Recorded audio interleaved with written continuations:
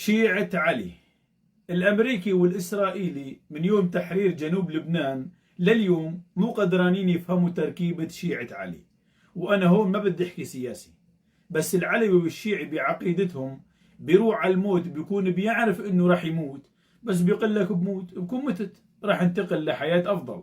ولا العلوي ولا الشيعي كان عم يقاتل كرمال شخص مثل بشار الأسد، أو الشيعي مثلا عم يقاتل مشان نظام العمامات بإيران.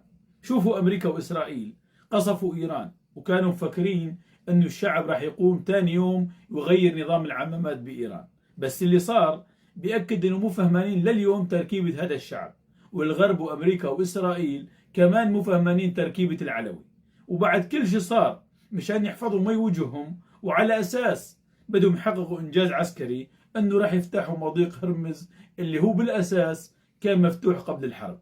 بس ولكن إذا بيوقفوا الحرب هيك فجأة يعني هزيمة أمريكا وإسرائيل والأعراب. واستمرار الحرب يعني الاستمرار بالتورط وتعميق التورط وتأكيد على عدم فهم الشيعي كمعتقد. الله يكون بالعون، بس كونوا متأكدين إذا صار ضربة على مفاعل بوشهر لا حدا ممكن يفكر يتخبأ ويهرب، لأن ما راح يضل فينا المخبر يتبع.